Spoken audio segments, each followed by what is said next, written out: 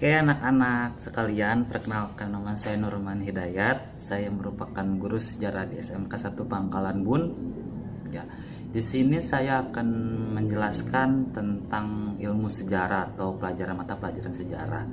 Mohon maaf sebelumnya belum bisa ketemu kita di sekolah karena keadaan yang tidak memungkinkan untuk kita bertemu. Tapi tidak apa-apa, semoga pembelajaran ini menjadi membantu kalian belajar di rumah.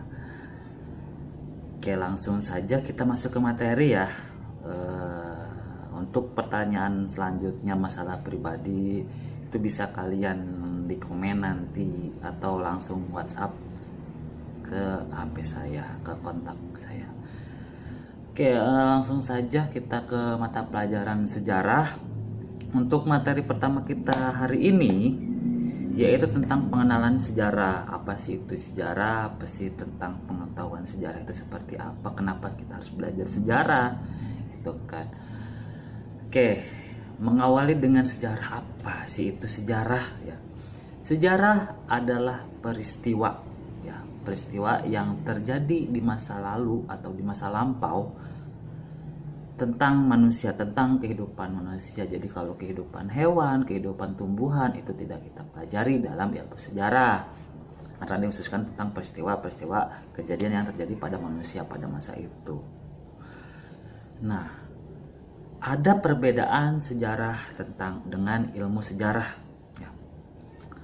Sejarah itu peristiwa, kalau ilmu sejarah adalah ilmu yang mempelajari tentang peristiwa tersebut. Apa sih bedanya?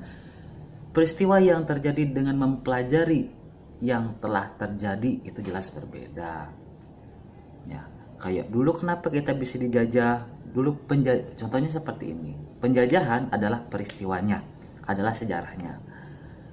Ilmu sejarahnya adalah kenapa kita harus mempelajari penjajahan terhadap Indonesia pada saat dulu. Jelas, pertama telatnya kita dalam pengetahuan, dalam ilmu. Mereka sudah kenal pistol, mereka sudah kenal yang namanya meriam. Kita baru kenal yang namanya keris dan bambu runcing gitu kan. Nggak salah, cuma dari segi teknologi kita sudah ketinggalan ya. Yang artinya kalau teknologi kita ketinggalan dalam peperangan, otomatis kita kalah dalam perang. Ketika ada orang Eropa datang ke Indonesia, sekaya apapun kita, sehebat apapun kita, sehebat apapun Gajah Mada, sehebat apapun Majapahit pada saat itu, tetap bisa kalah sama yang namanya Eropa. Itu, nah kenapa? Itulah perbedaannya antara sejarah dengan ilmu sejarah. Sejarah adalah peristiwa, ilmu sejarah adalah ilmu yang mempelajari sejarah tersebut. Yang kedua adalah unsur sejarah. Apa sih unsur-unsur sejarah? Pertama adalah generalisasi. Apa itu generalisasi dalam sejarah? Adalah cerita umum. Jadi sejarahnya itu diceritakan secara luas, secara menyeluruh. Ya. Itu adalah sejarah dari unsur-unsur sejarah. Yang kedua adalah diakronik. Ada yang namanya diakronik. Aneh lagi, apa itu diakronik ya? Diakronik adalah gejala-gejala yang terjadi terhadap sejarah tersebut atau terhadap peristiwa tersebut. Maksudnya apa, Pak? Kayak gini. Gejala-gejalanya kenapa adanya penjajahan di Indonesia? Pertama sih tidak ada penjajahan. Pertama bangsa Eropa datang ke Indonesia hanya untuk berdagang, hanya untuk jual beli, hanya untuk mengambil rempah-rempah. Tiba-tiba, oh ternyata orang Indonesia kaya nih akan budaya, akan mineral, akan sumber daya alamnya bagus sekali, tapi tidak ada yang bisa mengolahnya. Nah, gejala-gejala itu muncul, orang Eropa merasa lebih pintar dan bisa menguasai Indonesia. Akhirnya terjadilah yang namanya penjajahan, diawali dengan datangnya VOC ke Indonesia. Sebelum VOC juga udah banyak kayak masa Portugis, Spanyol ya, udah datang ke Indonesia tuh. Belum, tapi mereka nggak menjajah, mereka hanya ingin menguasai, bukan menguasai sih, tapi berjual beli lah tuh. Lalu yang ketiga setelah generalisasi diakronik Yang selanjutnya adalah periodisasi. Ini wajib ada dalam sejarah, unsur-unsur sejarah. Periodisasi apa sih periodisasi? Periode waktu. Kan kalau dalam sejarah tuh harus ngurut ya. Misalnya kok bisa dijajah, tiba-tiba kita membaca penjajahan tanpa mengetahui asal mulanya kenapa bisa dijajah.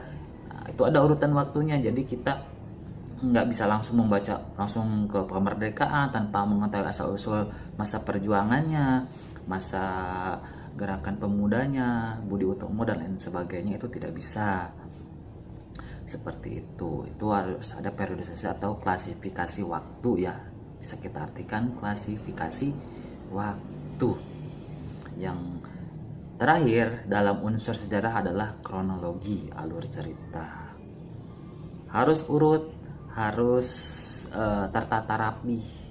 Kalau istilah Sundanya mah malapah gedang ya. Malapah gedang tuh kenapa bisa terjadi yang namanya penjajahan? Karena datangnya VOC. Kenapa datangnya VOC? Karena ada yang namanya jalur perdagangan dari India. Kenapa bisa datang dari ada orang-orang Indonesia ke Indonesia? Karena ada penyebaran yang namanya Hindu Buddha. Kenapa ada yang namanya Hindu Buddha? Karena ada yang namanya perkembangan budaya. Seperti itu. Terus seperti itu waktu-waktunya ya, dari abad sebelum Masehi sampai ke Masehi. Dari mulai awal kenapa ada kehidupan manusia, dimulai dari ada yang namanya manusia zaman purba atau manusia purba. Seperti itu. Itu dari unsur sejarah. Tadi ilmu sejarah. Tadi yang pertama ilmu sejarah, yang kedua adalah unsur-unsur sejarah, dimulai dari generalisasi, diakronik, periodisasi, dan kronologi. Yang kedua adalah sejarah sebagai ilmu peristiwa, kisah, dan seni. Ilmunya apa sih? Bersifat empiris atau pengalaman. Dari segi ilmu ya, pengalaman. Iya jelas, sejarah diambil daripada pengalaman pahit, pengalaman bahagia, dan lain sebagainya. Itu pengalaman, penemuan, percobaan, pengamatan, itu harus ada ya. Penemuannya apa? Oh, misalnya tentang empiris dan ilmunya tentang penemuan mungkin penjara bawah tanah, penemuan tentang misalnya lubang buaya, tempat di makam atau tempat dimasukkannya para jenderal-jenderal Indonesia pada masa PKI ya, seperti itu. Pengamatannya juga ada, itu baru bisa dikatakan sejarah di ilmu sejarah. Yang kedua bersifat objektif atau perubahan perkembangan. Yes, dari waktu ke waktu selalu sejarah berubah, berganti lah ya. Kan dari perang di Penogoro ke perang Ambarawa dan lain sebagainya, itu kan berubah-ubah. Sistemnya sama, perang juga, cuma ceritanya yang berbeda. Itu objektif. Semua disatukan namun berbeda. Yang ketiga memiliki yang namanya yang keempat memiliki yang namanya teori. Ada caranya. Kok bisa seperti itu? Sejarah itu pasti ada yang namanya teori. Kenapa kok bisa ada teori? Karena yang menceritakannya atau yang mengembangkannya itu tidak tidak bisa langsung hanya sekedar menulis saja dalam sejarah itu. Harus ada yang namanya teori. Kok bisa seperti ini? Contohnya ada teori Darwin. Itu bisa dimasukkan ke sejarah karena ada beberapa cara, ada beberapa penemuan yang dia kaji, yang dia cari dan dia temukan. Ya. Cari apa? Cari manusia purba, dia kaji apa tentang kemanusia perubahan itu, dan penemuannya apa? Ya tulang belulang yang tersisa dari manusia-manusia purba. Selanjutnya adalah sebagai peristiwa sosial. Ya, pembagiannya peristiwa sosial itu seperti apa? Perang dunia, proklamasi kemerdekaan, perang-perang yang terjadi di Indonesia, perang dengan Pangeran Diponegoro, perang Ambarawa. Ya, seperti itu. Yang selanjutnya adalah peristiwa ekonomi. Awal mula adanya mata uang di Indonesia, awalnya perdagangan di Indonesia, dari mana. Itu sejarah sebagai peristiwa, sebagai ilmu peristiwa. Selanjutnya adalah sebagai kisah. Ini lebih ke subjektif. Ini bisa dimasukkan ke dalam sejarah, tapi hanya tokoh-tokoh besar aja. Contohnya mungkin Soeharto, Presiden Soekarno, ya, Muhammad Hatta, Muhammad Yamin. Itu bisa kita masukkan ke sejarah Indonesia karena mereka berperan penting dalam kemerdekaan di Indonesia dan patut kita pelajari. Oke, yang selanjutnya adalah tentang seni. Seni juga merupakan daripada sejarah dalam cara penulisannya ya, bukan dari segi kebudayaan. Dan walaupun kebudayaannya masuk, cuma maksud seni di sini adalah seni cara penulisan. Beda cara penulisan sejarah dengan cara penulisan wartawan atau misalnya novel. Beda karena ada unsur-unsur ilmu tersendiri dalam penulisan sejarah yang ya seperti tadi ada pengalamannya, penemuannya, pengamatannya dan lain sebagainya, dan harus otentik. Bisa dikatakan sejarah bila 70% daripada unsur-unsur tadi itu ada. Ya, ilmu peristiwa termasuk unsur-unsur sejarah itu baru bisa dijadikan sejarah dan bisa kita dipelajari. Semua orang punya sejarah, semua orang punya cerita, semua orang punya yang namanya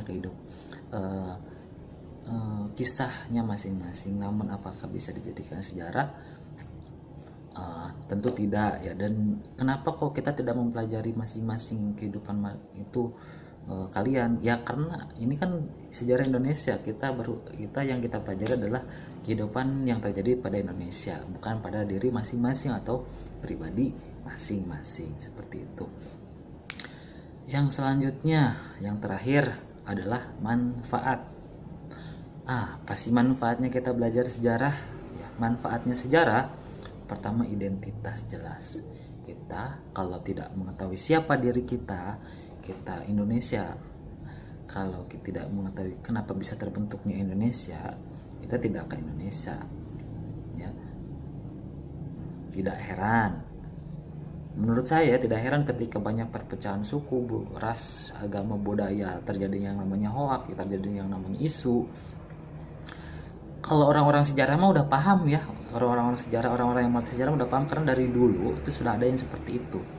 Adalah orang-orang yang tidak mengerti sejarah, orang-orang yang tidak memahami atau tidak membaca tentang ilmu sejarah.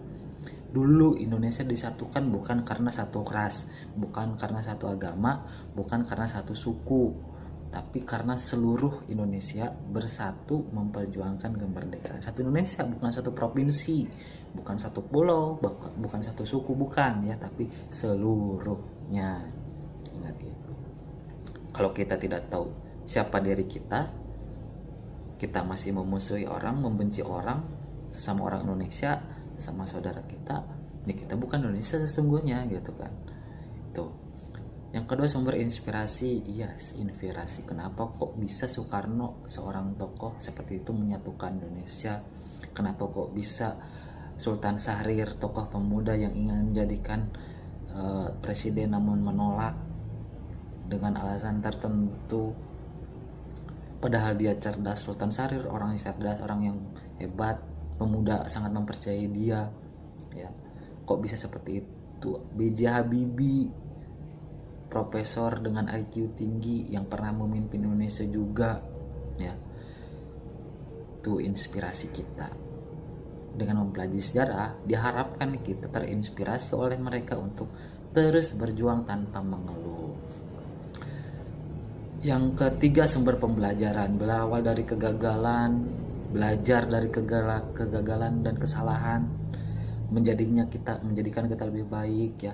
Jangan sampai kita terjajah lagi. Ingat, kita dulu dijajah karena kita telat dalam teknologi, dalam pengetahuan. Kalau kita masih telat teknologi dengan mereka, telat pengetahuan dengan orang-orang apa, tidak akan dipungkiri lagi ya, mungkin 10-20 tahun lagi ketika kita tidak apa sih sejarah, ngapain sih kita belajar sejarah gitu, pasti bakal dijajah lagi. Yakin, saya sangat yakin sekali. Belajar dari sejarah nggak salah kok gitu kan, sedikit nggak masalah, yang penting terus belajar, memahami, sadar diri dulu kita dijajah kenapa, dulu kita eh, dulu kita dijajah, kenapa dulu kita bisa merdeka, gimana caranya ya, peperangannya seperti apa, yang benar, yang baik dan benar. Yang keempat adalah sadarnya waktu, sadar waktu.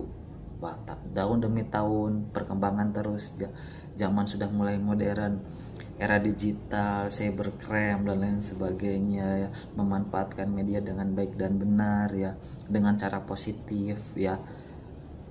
Tuh ya, sadar dengan waktu, karena ya zaman terus berkembang, dari mulai barter sampai mata uang logam, kertas, sekarang mata uang digital ya. Sekarang semua bisa dilakukan dari pengalaman sejarah, belajar daripada sejarah. Oh, ternyata hal yang tidak mungkin sekarang mungkin ya. Dulu kenapa kok tukar menukar harus pakai barang, sekarang kok bisa dengan, bukan dengan barang pun, dengan hanya istilah dengan BRI Link misalnya, contohnya dengan e-banking, dengan uang digital gitu kan. Kok bisa kita mendapatkan beras berkarung-karung beratus-ratus ton dengan digital, uang digital gitu kan. Tinggal transfer, datang uang 1 ton 2 ton gitu, datang beras 1 karung 2 karung, seperti itu. Itu adalah perubahan waktu, berkembang, dan kalian harus sadar akan itu. Kalian harus berpikir, wah nih beberapa tahun ke depan lagi bakal seperti apa. Dari sejarah kalian akan mempelajari dan akan belajar banyak, dan akan sadar bahwa perubahan sejarah akan terus ada dan berkembang, tapi akan berulang. Berkembang tapi berulang maksudnya gimana, Pak? Nanti akan saya jelaskan di next video. Tugas kalian sekarang adalah tolong tuliskan di kolom komentar apa perbedaan sejarah, hikayat atau legenda dengan dongeng ya. Di kolom komentar ya, tuliskan apa perbedaan sejarah, legenda dengan dongeng gitu ya. Jadi sejarah kalian tulis apa, legenda itu kalian tulis apa, dan dongeng itu apa ya. Tuliskan di kolom komentar, saya tunggu. Dan tugas merupakan sama dengan kehadiran kalian di mata pelajaran ini. Oke, terima kasih atas perhatiannya. Assalamualaikum warahmatullahi wabarakatuh.